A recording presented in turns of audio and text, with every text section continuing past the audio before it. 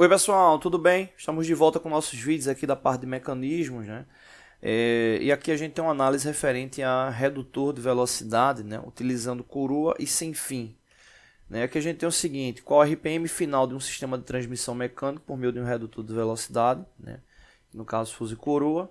Rotação de entrada 1800 RPM, coroa 60 dente e fuso 2 entradas. E indica a relação de transmissão do mesmo. Então a gente tem duas perguntas aí, né? RPM final e a relação de entrada, que obviamente estão associadas, né? Para o cálculo da RPM final, já que a gente já tem essa RPM de entrada, é bem simples o cálculo, né? O que é que você faz? Você vai pegar a rotação de entrada, vai dividir pelo número de dentes, nesse caso 60, o valor encontrado dessa divisão, você vai multiplicar pelo número de entradas, né? Nesse caso aí, 2 entradas, né? Você multiplica por 2. Então, basicamente é isso aí que você tem que fazer. Você pegar 1800 e dividir por 60, você vai encontrar o valor de 30. Então, no caso, se fosse uma única entrada, ou seja, um único filete aí de construção desse fuso, a rotação final já seria 30. Você já teria uma relação direta.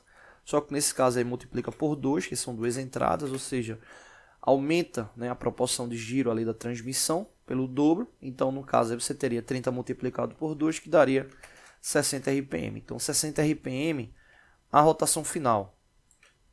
Para saber a relação de a relação de transmissão, o que seria essa relação de transmissão? Um fator proporcional do giro ali de entrada.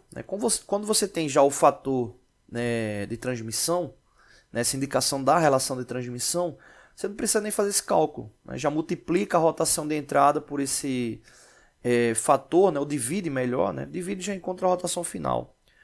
Nesse caso aqui, você pode fazer de duas maneiras. A gente tem a rotação de entrada, que é 1800, e divide pela rotação de saída, 60. Quando você dividir 1800 por 60, você vai encontrar 30. Ou seja, essa é a relação de redução, que significa 30 para 1.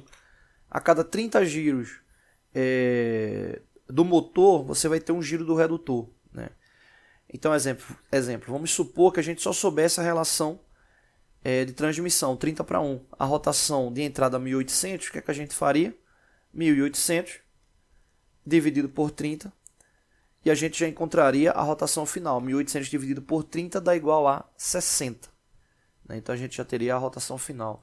Outro jeito é só você dividir o número de dentes da coroa pela quantidade de entradas. Nesse caso aí você teria 60, que é o número de dentes da coroa, dividido por 2, que é o número de entrada. Você teria lá a relação de transmissão 30 por 1.